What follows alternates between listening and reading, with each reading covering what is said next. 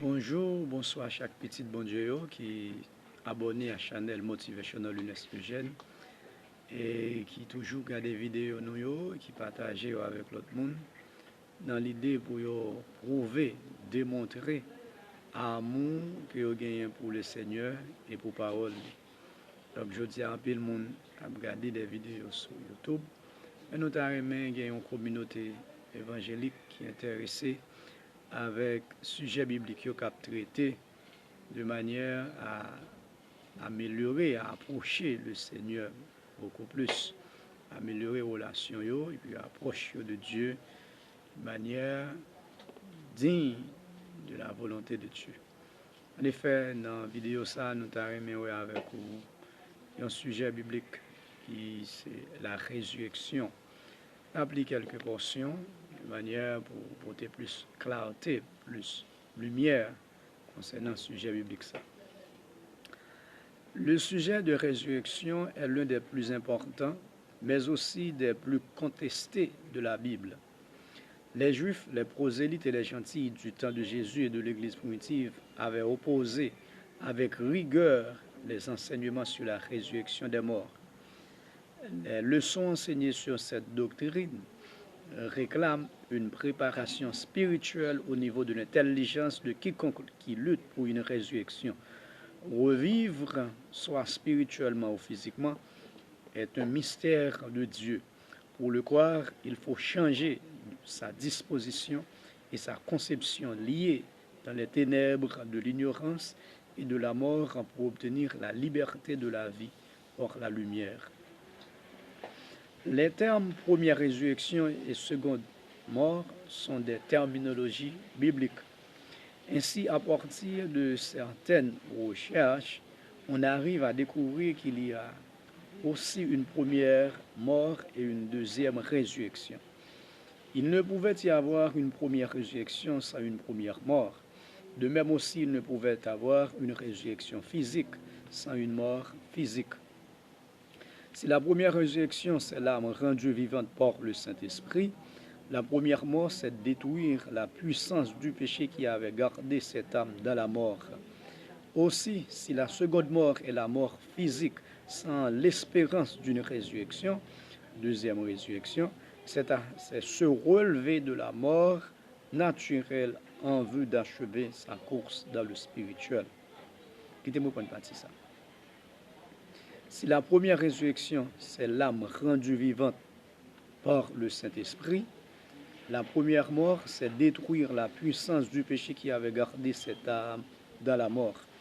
Aussi, si la seconde mort est la mort physique sans l'espérance d'une résurrection, deuxième résurrection, c'est se relever de la mort naturelle en vue d'achever sa course dans le spirituel. Une résurrection est faite toujours dans le cadre de l'amour et de la justice de Dieu. C'est tellement glorieux que l'intelligence charnelle ne peut pas l'accepter comme une réalité vivante du Seigneur. L'homme naturel a toujours cru en une naissance, une vie et une mort naturelle, le cycle de vie terrestre. Mais quand vint Jésus en tant que résurrection manifestée en chair, il fit la différence en régénérant la vie dans l'âme par le Saint-Esprit. Jésus lui-même lui a dit, Jean 11, verset 25, « Je suis la résurrection et la vie ». En réalité, la résurrection commence avec la semence de la vie dans l'âme, le Saint-Esprit. C'est l'état embryonnaire de l'âme jusqu'à la nouvelle naissance. Avec le baptême du Saint-Esprit, baptême de la régénération, la vie est créée à nouveau et on devient, avec une âme rendue vivante, membre de la famille de Dieu sur la terre. Avant d'aller plus loin, il est important de considérer ce qui était arrivé à Jésus quand il fut crucifié à Golgotha. Le prophète Ésaïe nous enseigne que non seulement son corps mourut, mais aussi son âme. Ésaïe 53, verset 10 à 12. On a plus accentué sur verset 8. Il a plu à l'Éternel de le briser pour la souffrance. Après avoir livré sa vie, son âme, en sacrifice pour le péché, il verra une postérité et prospérera entre ses mains. Après avoir livré sa vie, son âme, en sacrifice pour le péché, il verra une postérité et prolongera ses jours, et l'œuvre de l'Éternel prospérera entre ses mains. À cause du travail de son âme, il rassasiera ses regards, et il se chargera de leurs iniquités. C'est pourquoi je lui donnerai sa part avec les grands, parce qu'il s'est livré lui-même à la mort et qu'il a été mis au nombre des malfaiteurs, parce qu'il a porté les péchés de beaucoup d'hommes et qu'il a intercédé pour les coupables. Hébreux 9, verset 14. Combien plus le sang de Jésus, qui, par un esprit éternel, s'est offert lui-même sans tache à Dieu, purifiera-t-il votre conscience des œuvres mortes, afin que vous serviez le Dieu vivant. 1 Pierre 3, verset 18. Christ aussi a souffert une fois pour les péchés, le juste pour les injustes, afin de nous amener à Dieu, ayant été mis à mort quant à la chair, mais ayant été rendu vivant quant à l'esprit. L'âme est la partie essentielle de l'homme, et le corps tout entier appartient au Seigneur. Ézéchiel 18, versets 4 et 20. Voici, toutes les armes sont à moi, l'âme du Fils comme l'âme du Père, l'une et l'autre sont à moi. L'âme qui pêche, c'est celle qui mourra. Le Fils ne portera pas l'iniquité de son Père, et le Père ne portera pas l'iniquité de son Fils. L'âme, même après le baptême du Saint-Esprit, peut mourir, autant que la résurrection n'arrive pas à sa plénitude. Le péché exerce un certain pouvoir sur l'âme. Il est donc nécessaire de travailler pour compléter sa résurrection par l'immortalité et qu'ainsi la mort de Jésus accomplira parfaitement son œuvre dans notre vie de salut. Notez bien, si Jésus mourut aussi dans son âme, c'est pour le salut de nos âmes. Même quand Jésus n'avait pas péché personnellement, mais son âme devait mourir à la place de notre âme afin de gagner la vie pour tous. 2 Corinthiens 5, verset 21. Celui qui n'a point connu le péché, il l'a fait devenir péché pour nous, afin que nous devenions en lui justice de Dieu. Ainsi l'âme de Jésus devait mourir à la croix, et il fit cette déclaration en agonissant aux disciples à la fin de sa vie d'homme. Luc 13, versets 31 à 33. Ce même jour, quelques pharisiens vinrent lui dire, « Va-t'en, pars d'ici, car Hérode veut te tuer. Mais il faut que je marche aujourd'hui, demain et le jour suivant, car il ne convient pas qu'un prophète périsse hors de Jérusalem. » Matthieu 26, versets 36 à 38. Et il commença à éprouver de la tristesse et des angoisses. Il leur dit alors, « Mon âme est triste jusqu'à la mort.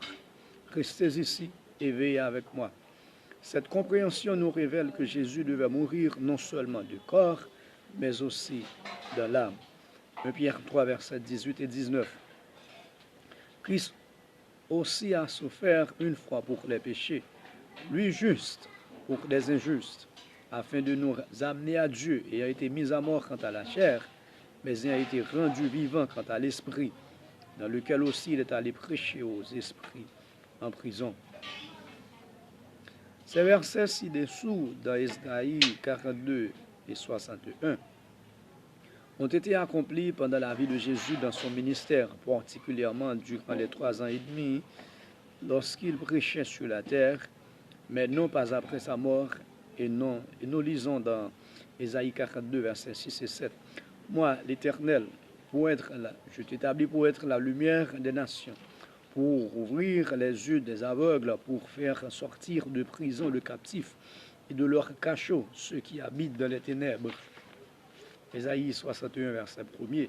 L'Esprit du Seigneur, l'Éternel, est sur moi. Il m'a envoyé pour guérir ceux qui ont le cœur brisé, pour proclamer aux captifs la liberté et aux prisonniers la délivrance. Luc 4, verset 16 à 21. Et on lui remit le livre du prophète Ésaïe. L'ayant déroulé, il trouve à l'endroit où il était écrit « L'Esprit du Seigneur est sur moi, parce qu'il m'a oint pour annoncer une bonne nouvelle aux pauvres. Il m'a envoyé pour guérir ceux qui ont le cœur brisé, pour proclamer aux captifs la délivrance et aux aveugles le recouvrement de la vue, pour renvoyer libres les opprimés, pour publier une année de grâce du Seigneur.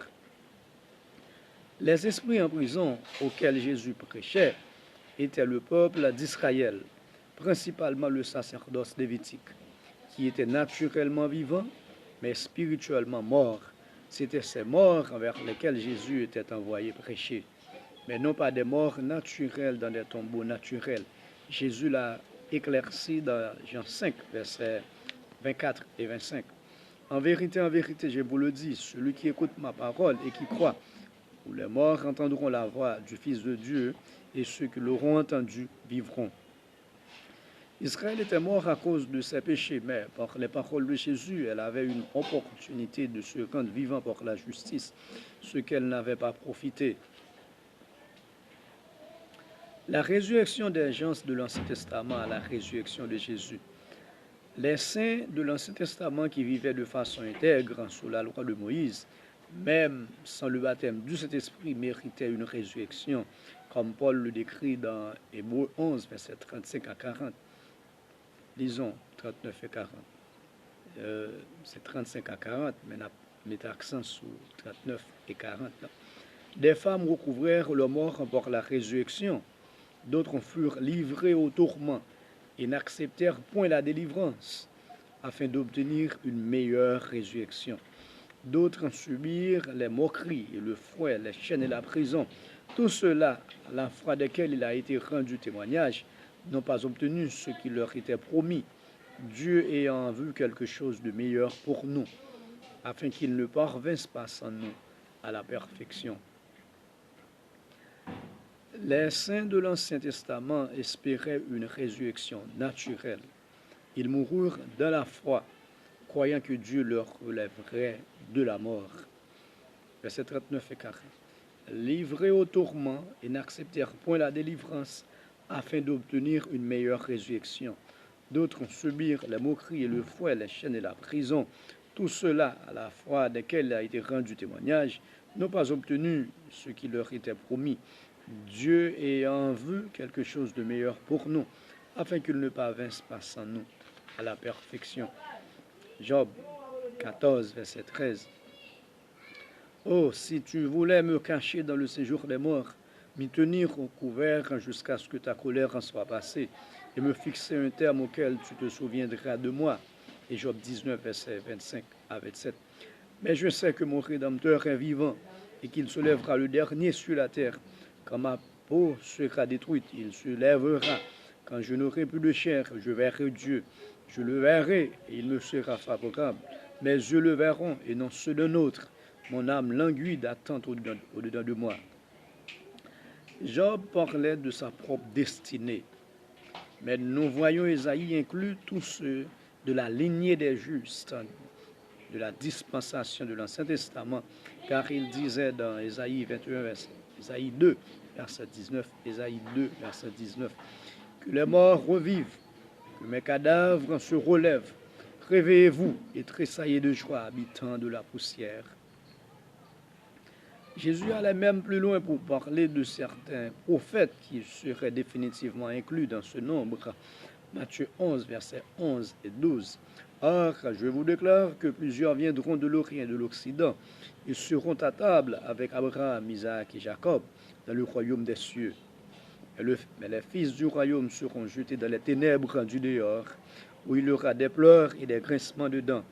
C'est pour cela que Jésus dit à Marthe, Jean 11, versets 20 à 29. Ton frère ressuscitera. Je le sais, lui répondit Marthe, car il ressuscitera à la résurrection au dernier jour. Jésus lui dit, je suis la résurrection et la vie. Celui qui croit en moi vivra, quand même il serait mort. Et quiconque vit et croit en moi ne mourra jamais. Crois-tu cela? Les saints de l'Ancien Testament devaient ressusciter pour qu'ils reçoivent le baptême du Saint-Esprit au jour de la Pentecôte. Leur résurrection spirituelle commença aussi en ce temps-là dans l'Église primitive. Ensuite, ils devaient rester dans l'Église primitive pour leur perfection sous le ministère des apôtres. Ils étaient dans l'Église primitive. Daniel nous l'avait dit dans Daniel 12, versets 1 et 2. En ce temps-là se lèvera Michaël, le grand chef, le défenseur des enfants de ton peuple, Plusieurs de ceux qui dorment dans la poussière de la terre se réveilleront, les uns pour la vie éternelle et les autres pour l'opprobre, pour la honte éternelle. La Bible parle de différents événements de résurrection naturelle. Certaines résurrections naturelles eurent lieu soit dans l'Ancien Testament ou du temps de Jésus et dans l'Église primitive. Il y eut certains événements de résurrection naturelle dans l'Ancien Testament. Du temps de Jésus et dans l'Église primitive, c'était pour rendre la justice aux saints depuis Abel, pour faire connaître la gloire de l'Éternel, pour convaincre les incrédules, principalement les scribes et les pharisiens, à accepter que Jésus était le Fils de Dieu, pour prouver le ministère des apôtres et consoler le peuple de Dieu. Mais après, les ressuscités devaient rentrer dans la ville sainte ou l'église primitive pour trouver le chemin de la vie spirituelle, afin d'accroître leur foi en Dieu en vue d'obtenir une meilleure résurrection. Et ils l'ont obtenu comme c'est décrit dans Matthieu 27, versets 52 et 53. 1 Corinthiens 15, versets 3 à 8. Donc, allez-y. Dans l'Ancien Testament, il y a plusieurs événements de résurrection naturelle. On nous voit dans l'Ancien Testament, 2 Rois 4, versets 17 à 37. On parle de la résurrection du fils de la femme sunamite par Élisée le prophète. 2 Rois 13, versets 20 et 21. Le cadavre de l'homme israélite, le soldat qui revient au toucher des eaux d'Élysée. Du temps de Jésus. Luc 7, verset 12 à 15. La résurrection du fils de la veuve de Naïm. Luc 8, verset 49 à 56. La résurrection de la fille de Jaïrus. Luc 8, verset Matthieu 11, versets 4 et 5. Jésus leur répondit, allez rapporter à Jean, les aveugles, les boiteux, les sourds, les lépreux, les morts ressuscitent. Jean 11, verset 11 à 44. La résurrection de Lazare. Jésus ressuscita Lazare. Dans l'église primitive, il y avait également des événements de résurrection naturelle.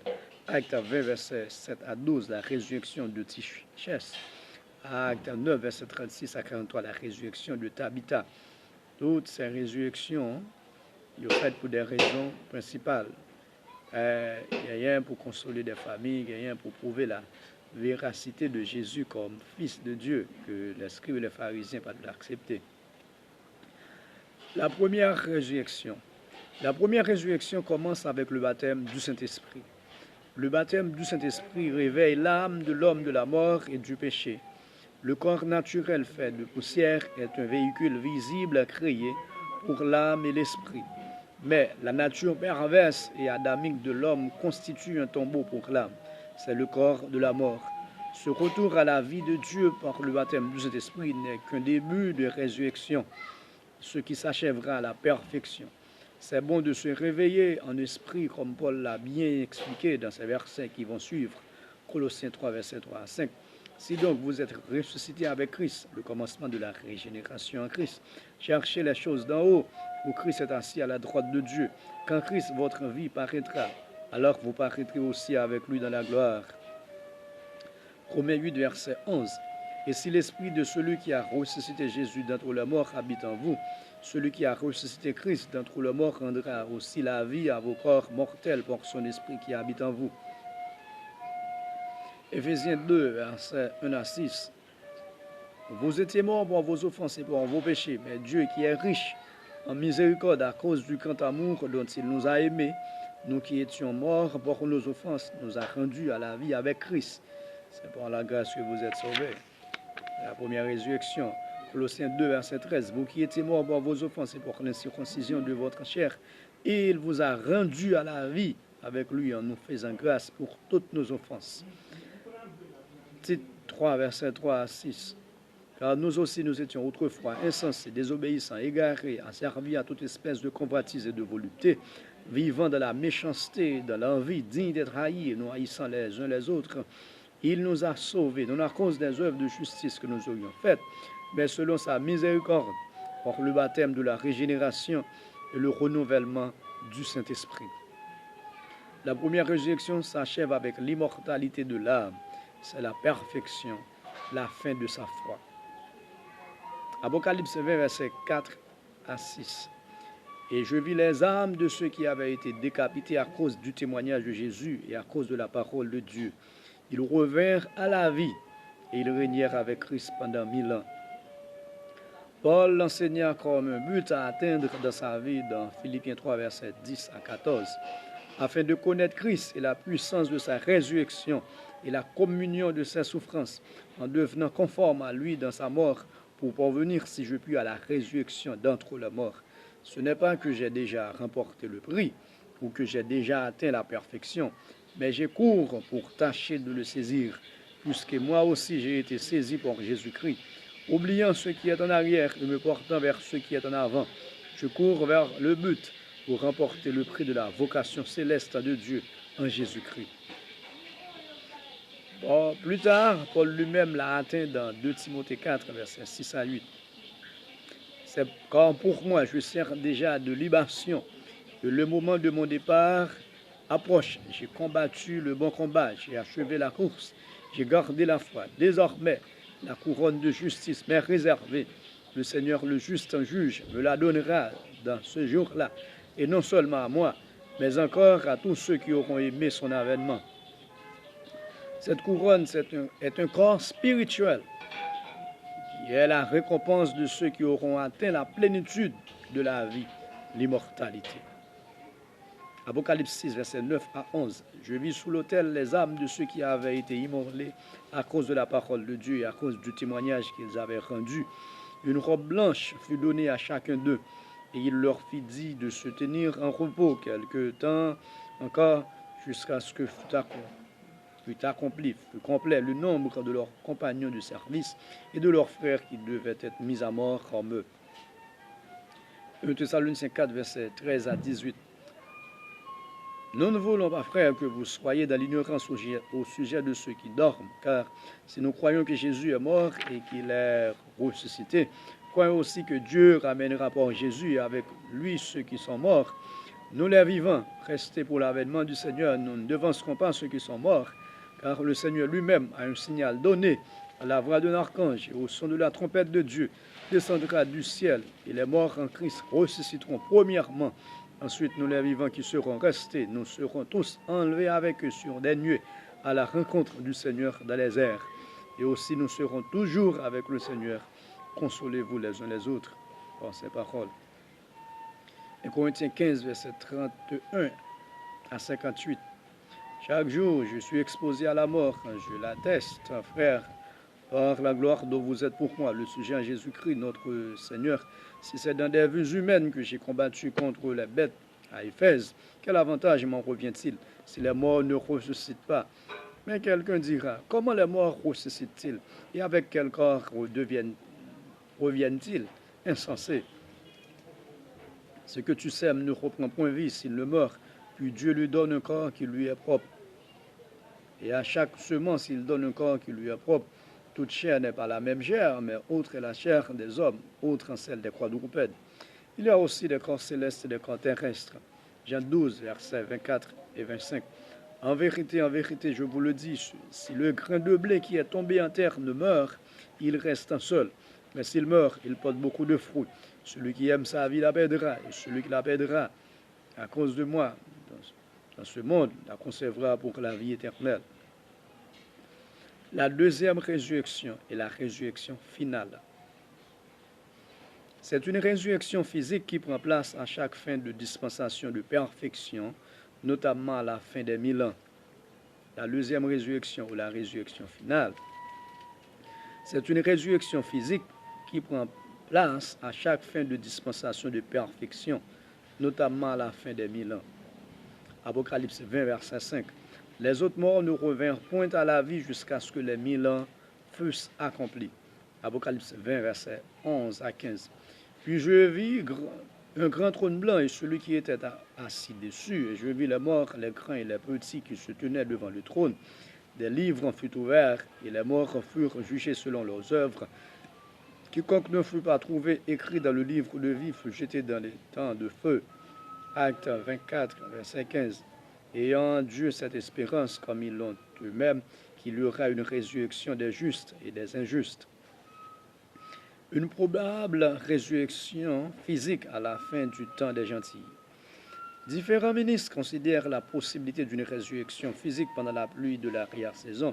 Ils préconisent le réveil de certains justes qui n'avaient pas eu l'opportunité d'achever leur course et qui, d'après les prophéties, auront une résurrection. Ces versets, après des analyses minutieuses, prouvent ce fait. 1 Thessaloniciens 4, versets 13 à 17. Croyons aussi que Dieu ramènera par Jésus et avec lui ceux qui sont morts. Nous les vivants restés pour l'avènement du Seigneur, nous ne dévancerons pas ceux qui sont morts, car le Seigneur lui-même a un signal donné à la voix de l'archange. Et au son de la trompette de Dieu descendra du ciel et les morts en Christ ressusciteront premièrement. Ensuite, nous les vivants qui seront restés, nous serons tous ensemble enlevés avec eux sur des nuées, à la rencontre du Seigneur dans les airs, et ainsi nous serons toujours avec le Seigneur.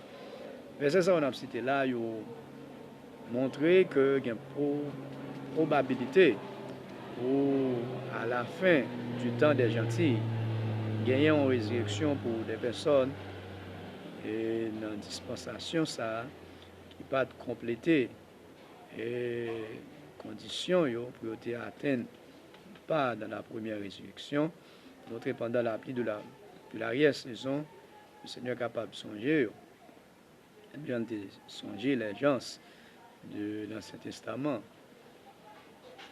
1 Thessaloniciens 2, verset 19, qui est en effet notre espérance ou notre joie ou notre couronne de gloire. N'est-ce pas vous aussi, devant notre Seigneur Jésus lors de son avènement? 2 Thessaloniciens 1, verset 10. Lorsqu'il viendra pour être en ce jour-là glorifié dans ses saints et admiré dans tous ceux qui auront cru, car notre témoignage auprès de vous a été cru. 1 Corinthiens 15, verset 51 et 52. Voici, je vous dis un mystère, nous ne mourrons pas tous, mais tous nous serons changés en un instant, en un clin d'œil, à la dernière trompette. La trompette sonnera et les morts ressusciteront incorruptibles, et nous serons changés. La résurrection du tombeau de la fausse religion. Jésus donna aussi une résurrection à ceux qui étaient dans les tombeaux de la fausse religion, car il voulait qu'eux aussi aient la vie que Dieu pourvoit aux hommes. Dans Jean 5, verset 28, ne vous étonnez pas de cela, car l'heure vient où tous ceux qui sont dans les sépulcres entendront sa voix et en sortiront.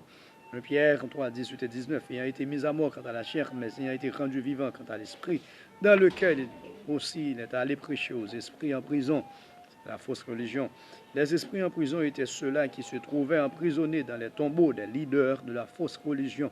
Matthieu 23, verset 27. Alors à vous, scribes et pharisiens hypocrites, parce que vous ressemblez à des sépulcres blanchis, qui paraissent beaux dehors et qui, au-dedans, sont pleins d'ossements, de morts et de toute espèce d'impureté. Acte 23, versets 2 et 3. Le souverain sacrificateur Ananias ordonna à ceux qui étaient près de lui de le frapper sur la bouche. Alors Paul lui dit, Dieu te frappera à muraille blanchie. Tu es assis pour me juger selon la loi, et tu violes la loi en ordonnant qu'on me frappe. Ecclésiaste 7, verset 26. Et j'ai trouvé plus amère que la mort, et j'ai trouvé plus amère que la mort, la femme, la fausse religion, dont le cœur est un piège et un filet, et dont les mains sont des liens. Celui qui est agréable à Dieu lui échappe. Le pécheur est pris par elle. Donc Jésus est la résurrection et la vie. Donc, sans aucun doute, la résurrection, comme étant un sujet biblique qui est plus contesté, donc nous montrons là que c'est possible. Il y a la première et la deuxième résurrection. Donc la première résurrection, nous commencé le jour que nous recevrons le baptême du Saint-Esprit. Donc c'est notre travail pour la plénitude de la foi. Donc nous sommes capables bien pas dans la première résurrection et nous montrons que plusieurs événements de résurrection étaient faits soit dans l'Ancien Testament ou dans le Nouveau Testament. Et raison, c'était pour consoler, prouver la véracité que Jésus est le Christ. La première résurrection, et puis la deuxième résurrection et la résurrection finale, et ensuite la résurrection du tombeau de la fausse religion.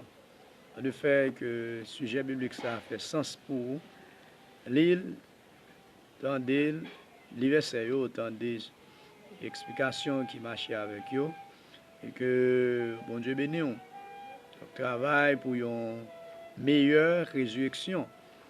Le Seigneur va baou en ce jour-là. Donc, bonne audition. Abonnez si vous pouvez quoi abonner. Comme signe que vous aimez le Seigneur, vous aimez le travail là. Et puis, tendez, partagez la vidéo avec plus de monde. Parce que nous gagnons quelques autres sujets bibliques que nous avons abordés. Notamment Ruth, Naomi, qui étaient des grandes figures de ça qui est pour fait. Enfin, tant ça, Boaz, Obed, et l'homme qui avait le droit de rachat, qui n'a pas voulu le faire. Également, parce qu'il y a un sujet biblique sur les 70 semaines de Daniel que nous avons pour nous aborder. Donc, nous attendons que nous ayons assez d'abonnés qui pouvaient affection pour la parole de Dieu. Nous sommes capables de toucher ce sujet biblique. Donc, nous travaillons pour nous activer les commentaires. En attendant, on peut faire nos signes d'appréciation de travail là par WhatsApp. Et bon Dieu béni, bonne audition. Et là.